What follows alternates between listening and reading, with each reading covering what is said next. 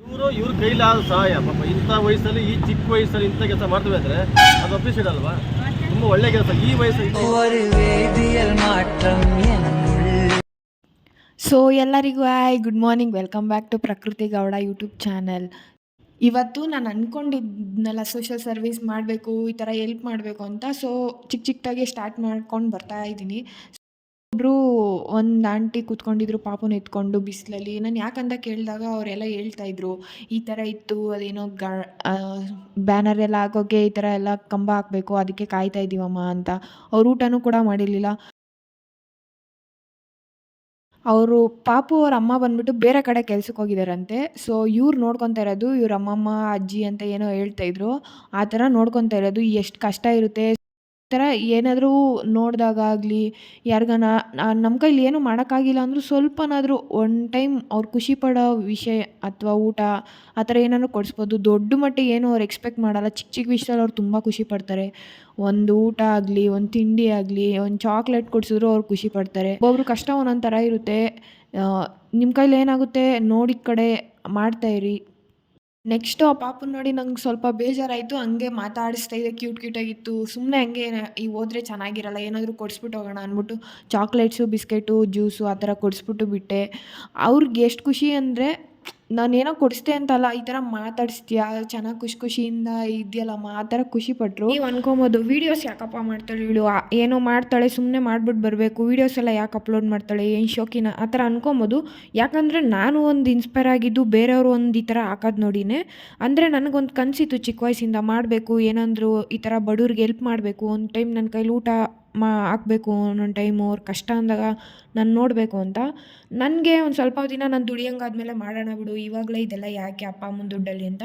ಒಂದೊಂದು ಸತಿ ಇದೆಲ್ಲ ಮಾಡೋದು ನೋಡಿ ಒಬ್ಬೊಬ್ಬರು ನಂಗೆ ಅನಿಸ್ತು, ದಿನ ಏನೇನೋ ಖರ್ಚು ಮಾಡ್ತೀವಿ, ಅಷ್ಟೆಲ್ಲ ತಿಂತೀವಿ ಹೊರಗಡೆಗೆ, ಇಷ್ಟೆಲ್ಲ ವೇಸ್ಟ್ ಮಾಡ್ತೀವಿ. ಅದನ್ನೇ ಕೂಡಿಕೊಂಡು ದಿನಕ್ಕೆ ಏನು ಮ್ಯಾಕ್ಸಿಮಮ್ ಅಂದರೆ ಒಂದು 100-200 ರೂಪಾಯಿ ಖರ್ಚಾಗ್ಬೋದು ಅಷ್ಟೇ ಅವ್ರಿಗೆ. ಅದನ್ನು ಮಾಡಿದ್ರೆ ನಾವು ತಿನ್ನೋದಕ್ಕಿಂತ ಜಾಸ್ತಿ ಒಬ್ರಿಗೇನೋ ಒಂದು ಹೆಲ್ಪ್ ಮಾಡಿದ್ವಲ್ಲ ಅನ್ನೋಷ್ಟು ಖುಷಿ. ಮಕ್ಕಳು, ವಯಸ್ಸಾದವ್ರು ಆ ಥರ ಎಲ್ಲ ಪಾಪ ನೋಡಿದ್ರೆ ಇಬ್ಬರೂ ಒಂದೇ ಈಕ್ವಲಾಗಿ ಕಾಣಿಸ್ತಾರೆ. ನಿಜ ಹೇಳ್ಬೇಕಂದ್ರೆ ಇವ್ರದ್ದೇ ನೆಮ್ಮದಿ ಜೀವನ. ಯಾಕಂದರೆ ಕಷ್ಟಪಟ್ಟು ದುಡಿತಾರೆ, ಹೊಟ್ಟೆ ತುಂಬ ಊಟ ಮಾಡ್ತಾರೆ, ನೆಮ್ಮದಿಯಾಗಿ ಕಣ್ಣು ತುಂಬ ನಿದ್ದೆ ಮಾಡ್ತಾರೆ.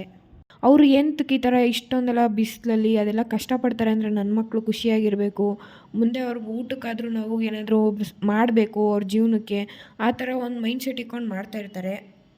ಈ ಥರ ಇರೋರು ತುಂಬ ಸ್ವಾರ್ಥಿಯಾಗಿರ್ತಾರೆ. ಯಾಕಂದರೆ ನಾವು ಬೇರೆಯವ್ರ ಹಂಗಲ್ಲಿ ಬದುಕಬಾರ್ದು, ಕಷ್ಟಪಟ್ಟು ದುಡಿದು ಹೆಂಗಾನ ನಾವು ಜೀವನ ಮಾಡಬೇಕು ಹೊರತು ಬೇರೆಯವ್ರ ಹಂಗಲ್ಲಿ ಬದುಕಬಾರ್ದು ಅಂತ.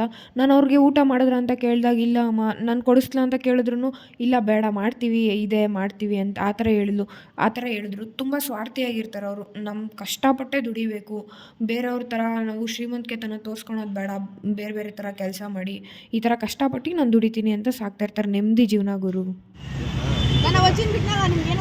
ನಮಗೆ ಖುಷಿ ಆಯ್ತು ಪಾಪ ಅಂತ ಸರ್ವಿಸ್ ಗೊತ್ತಾಯ್ತು. ನಾನೇ ಬಿಟ್ಟಲ್ಲ, ನೀವೇ ಆಟ ಮಾಡಿದ್ವು, ನಾನು ಬಿಟ್ಬಿಟ್ಟಲ್ಲ ಹೋಗ್ಬಿಟ್ಟು. ಹಾಂ ನೋಡೋಗಿ ಅಂಥದಕ್ಕೆ ಅವನೇ ನೋಡಬೇಕು. ಆಗಲ್ಲ ಬೇಡ ಇಂಥದ್ದನ್ನೇ ಮಾಡಬೇಕು. ಜನಕ್ಕೆ ಏನು ಗೊತ್ತಾದ್ರು ಮುಟ್ಟೋ ಥರ ಮಾತಾಡ್ರಿ, ಮುಟ್ಟೋ ಥರ ಅದು ಕೆಲಸ ಮಾಡಬೇಕು. ಏನು ಗೊತ್ತಾದ್ರು ಬೇರೆಯವರೆಲ್ಲ ಅಂದರೆ ಬೇರೆಯವ್ರು ಮಾಡೋದೆಲ್ಲ ಏನಂದರೆ ಅವರು ಕಿತ್ಕೊಂಡು ತಿನ್ನೋದು. ಇವರು ಅದಲ್ಲ, ಇವ್ರ ಕೈಲಾದ ಸಹಾಯ ಪಾಪ ಇಂಥ ವಯಸ್ಸಲ್ಲಿ ಈ ಚಿಕ್ಕ ವಯಸ್ಸಲ್ಲಿ ಇಂಥ ಕೆಲಸ ಮಾಡ್ತೇವೆ ಅಂದರೆ ಅದು ಅಪ್ರಿಷಿಯೇಟ್ ಅಲ್ವಾ? ತುಂಬ ಒಳ್ಳೆ ಕೆಲಸ. ಈ ವಯಸ್ಸಲ್ಲಿ ಹೆಣ್ಮಕ್ಳು ಮದುವೆನೇ ಆಗಿಲ್ಲ ಅಂಥವ್ರಲ್ಲಿ ಇಂಥವ್ರು ಸೇವೆ ಮಾಡಬೇಕು ಅನ್ನೋದು ಮನೋಭಾವ ಎಲ್ಲರಿಗೂ ಬರಲ್ಲ. ಸುಮ್ಮನೆ ಅಲ್ಲಿ ಇಲ್ಲಿ ಖರ್ಚು ಮಾಡೋಕ್ಕಿಂತ ಹೌದು, ನಾವು ಮನೇಲಿ ಹೆಂಗೆ ಊಟ ಕೊಡ್ತಾರೆ, ಇವ್ರಿಗೆ ಊಟ ಇರಲ್ಲ ಪಾಪ ಇಂಥವ್ರಿಗೆಲ್ಲ. ಒಂದ್ ಟೈಮ್ ಊಟ ಕೊಟ್ಟರೆ ಹೊಟ್ಟೆ ತುಂಬುತ್ತಲ್ವಾ? ತಾಯಿ ತಂದೆ ಅಪ್ಪ ಅಮ್ಮದಿರು ಕೊಟ್ಟಂಥ ಪಾಕೆಟ್ ಮನಿ ಒಳಗೆ ನಿಮಗೆ ಮಕ್ಕಳಿಗೆ, ಅನಾಥ ಮಕ್ಕಳಿಗೆ, ಅದು ರಸ್ತೆಯಲ್ಲಿ ಕೆಲಸ ಮಾಡೋಂಥ ಮಕ್ಕಳುಗಳಿಗೆ ಅದನ್ನ ಮಾಡ್ತಿರೋದು ಒಳ್ಳೆ ಕೆಲಸನೇ. ಒಳ್ಳೆ ಕೆಲಸಕ್ಕೆ ಯಾವತ್ತೂ